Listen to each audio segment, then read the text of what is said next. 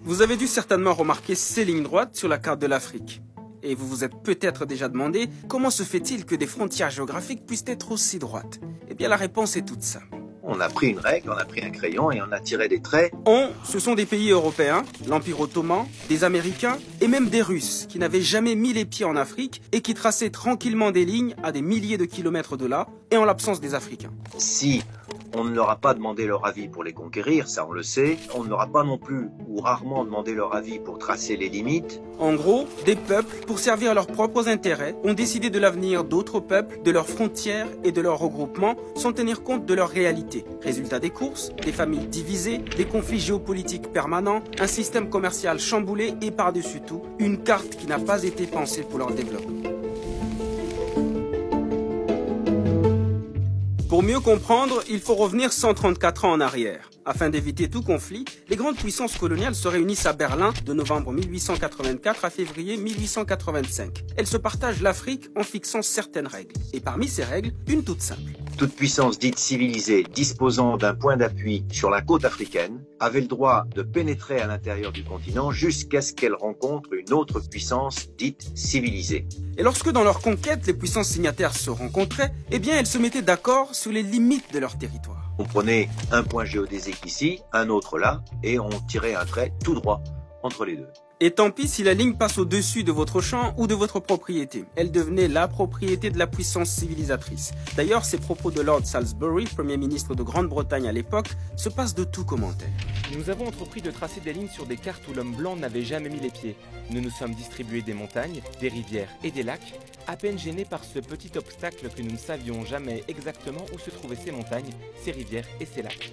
Et voilà comment on s'est retrouvé avec des territoires africains délimités en Europe à partir de cartes imprécises et parfois fausses. L'historien et cartographe français Bernard Lugan les appelle des découpages à la hache. Par exemple, une Gambie anglaise taillée dans les peuples Wolof et Manding accordés à la France, ou encore les évés coupés en deux tronçons entre le Ghana anglais et le Togo allemand.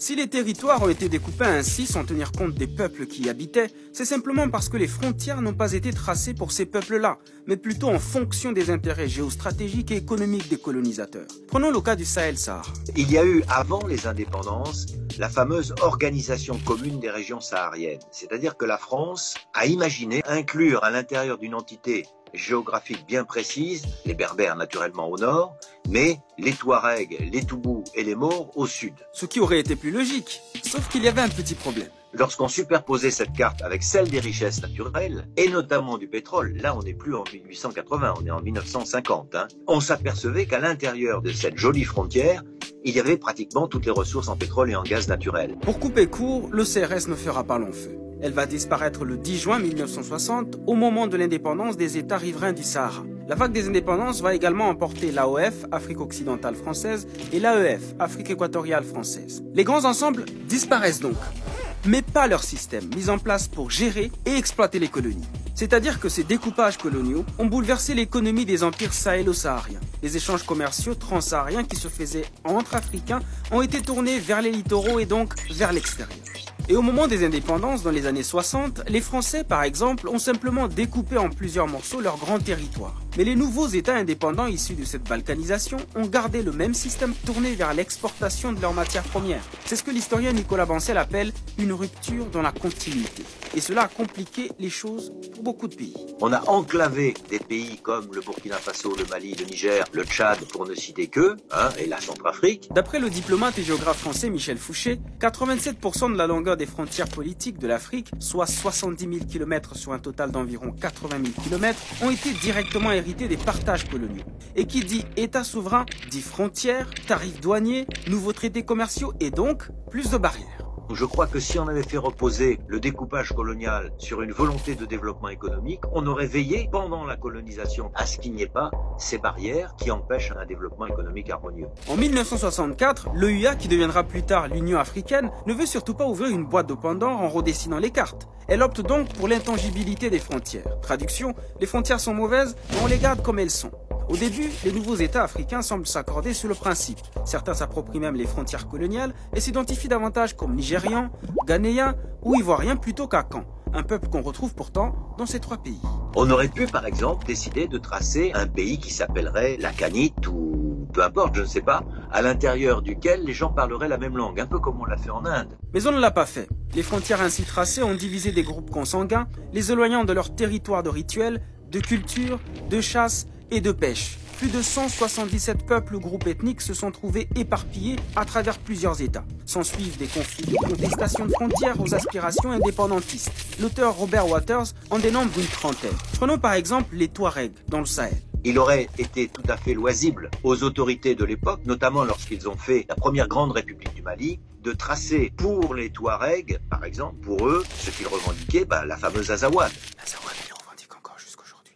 Mais cela aurait-il empêché pour autant les conflits actuels et les divers mouvements armés? Pas si sûr, car plusieurs autres facteurs complexes entrent en jeu. Christian Bouquet cite notamment les politiques des présidents qui se sont succédés, l'échec de la transition démographique, le réchauffement de la planète ou encore les ajustements structurels. Même l'ONU constate un échec de développement généralisé des pays africains.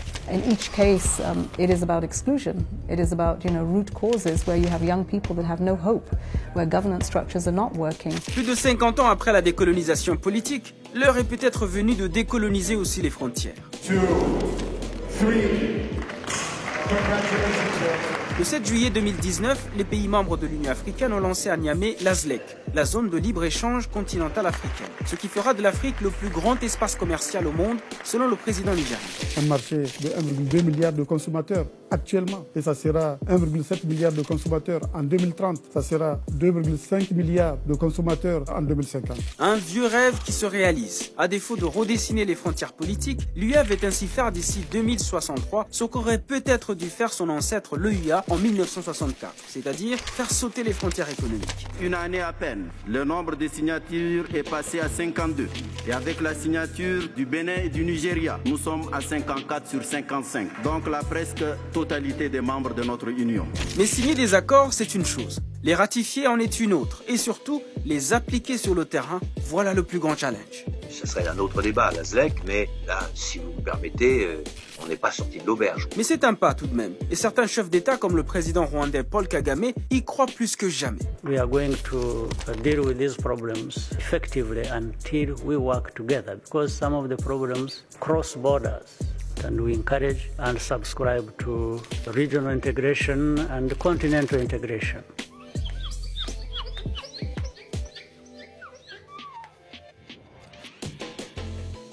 Et vous, une Afrique sans frontières économiques, vous y croyez ?